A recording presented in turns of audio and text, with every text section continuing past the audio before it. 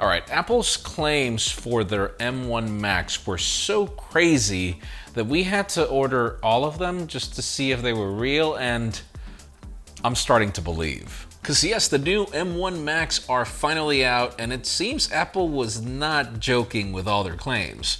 Apple's foldable might actually be a real thing as we get a possible launch date, and there's a slight chance that the next Galaxy S21 chips, which are the Exynos variants, are not something you'll hate. I'm Jaime Rivera, and if this goes well, and we'll let you know somewhere, this would be the first video edited on an M1 MacBook Air. So wish us luck. This is Pocketnow Daily.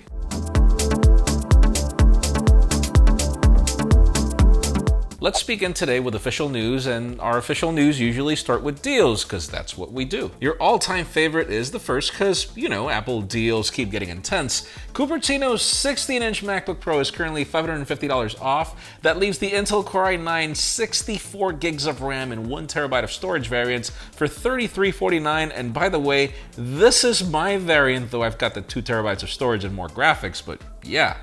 You can also get some cheaper options on B&H, which we'll also be linking in the description. But then moving on to Walmart, the AirPods Pro are currently $49 off, which means you can snatch them for $200. And I actually also saw that on Amazon and actually back to them. The brand new Echo Dot is $20 off, but you have to use a certain promo code, so make sure you add it. We have more deals on Samsung QLED TVs, LG monitors, and Google smart home speakers, and more in the description. Now, how about if we talk about some very unexpected news, because, I mean, hey, it's 2020, as Huawei just sold their Honor brand? Like, yeah. I know, the spin-off from years ago designed to cater more to the youth market.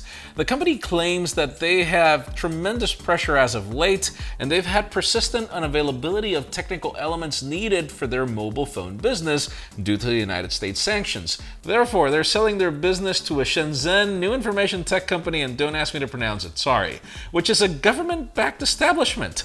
Huawei apparently hopes that this company will help Honor ensure their own survival, and after it, Huawei won't own any shares or be involved with their management or decision making. Now here's the interesting part. If the reason Huawei was having issues with the US government is because they assumed that they had something to do with the Chinese government, how does selling Honor to sort of a Chinese government company make sense? I don't know. We'll see how that goes. Because, I mean, Honor was gaining a lot of traction, particularly in Latin America. We'll see how that evolves. Now, how about if we talk about Oppo? The company just had their Eno Day 2020, and, well, it was dubbed a leap into the future, and let's just say they're actually sliding into it. The company announced the new Oppo X 2021, which is a concept rollable phone. We also got Oppo AR Glasses 2021 and an Oppo Cyber Real AR application. And by the way, yes, let's use years to designate products. That's awesome.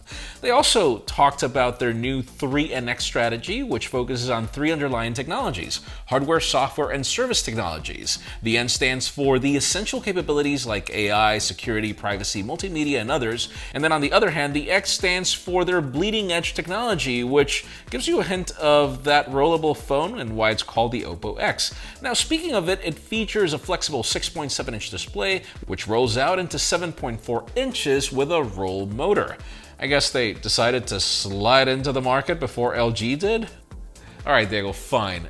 That was a smooth pun. The AR glasses bring an interesting design that includes sensors like a time-of-flight sensor, a fisheye camera, and an RGB camera that help with different interactions. Finally, the AR application does spatial calculation for localization and scene recognition in different scenarios. Honestly, it all sounds really cool, and let's see what we end up getting, because Oppo is not the company that usually just keeps concepts in their drawer like we saw with the Find X Pro. Or no, it was the Find X. Yeah.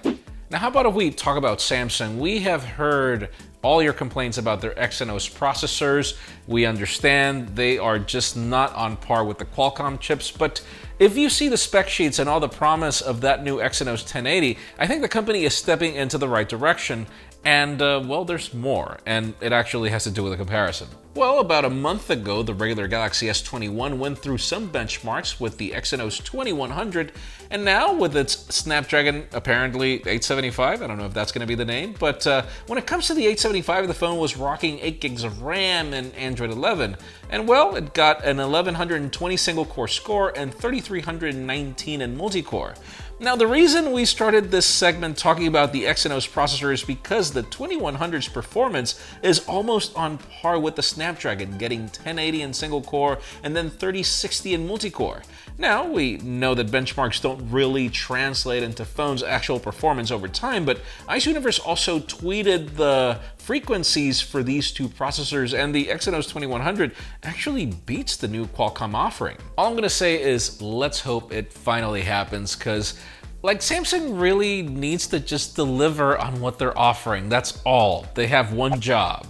But then moving away from Samsung, though we mention them because this is actually the company that's launched two foldables for the past 2 years, let's talk Apple, as we have been hearing of the company working on foldables for much longer. Now that the competition is out, it seems like it's actually happening, or so we hope. According to a new report from China, Cupertino is actively working on their first foldable iPhone, or product, with a possible launch date slated for September 2022. The report mentions that Apple is currently testing the screen and the bearings of the foldable. Samsung will reportedly be the display supplier, with the bearings being manufactured by several other suppliers.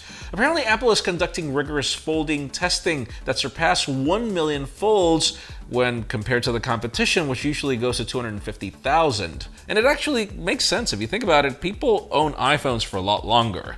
For a quick recap, Cupertino recently patented a new hinge design that enables enough space between the two displays and allows the flexible display to retract once you fold it, sort of like the Razr. Of course, if this is coming until late 2022, it's going to take some time for the rumors to ramp up, but I'm curious.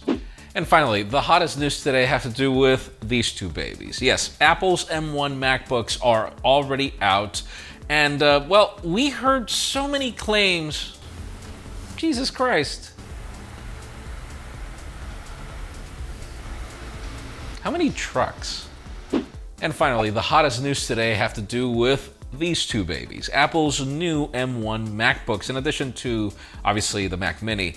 The thing about it is, Apple had so many claims about these computers that we just had to test them out. We have our hands on them. Let us know what content you want about them, but we continue getting more benchmarks. There are some review impressions already live, and oh my god, they're kind of crazy. We've already seen some benchmarks before of this new MacBook Pro, but someone just put it into Cinebench on Twitter and it scored 7508, which is basically double of what the previous Intel MacBook Pro could do. But now when it comes to the MacBook Air, tests also seem to be doing great. But one of the things users have been able to test is SSDs. According to benchmarks, the SSD on the 256GB MacBook Air is in fact twice as fast as the previous model, with 2190 megabits per second reads and 2675 megabits per second writes, something the previous MacBook Air was criticized as it was crazy slow, or slower than even the 2018 models. Finally, let's talk about that Mac Mini. It just went through some more benchmarks and it beat everything in its way. And I mean, they were conducted on Geekbench 5 and they show a single core score of 1741.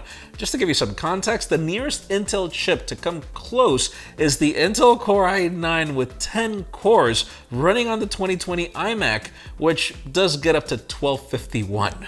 So yeah, so far the reviews and the testing has been positive. Actually, we started by testing Photoshop, which is not even a native application, while doing the thumbnail for this video before we recorded. No hiccups, no stutters on the MacBook Air, not even the Pro. That is crazy. But anyways, let us know in the comments down below. What do you think? What do you think about these new M1 MacBooks? Are you interested? Do you feel like if it's worth it to wait for the next generation? Because honestly, we went for the entry-level computers just to prove a point, see if these are good enough. But regardless, I don't think it's worth investing expensive until the next generation. But we'll see. Leave us a comment down below. We'd love to know your opinion. Friends, again, if you want to get the news earlier, follow us on PocketNow.com and subscribe to our channel for more videos like this one. Also follow us on social media as our extended coverage happens on Instagram. And follow me on my personal handles to see me hope a computer doesn't go toast. Please give this video a thumbs up if you like what you saw. I'm Jaime Rivera. Thanks so much for watching. We'll see you tomorrow.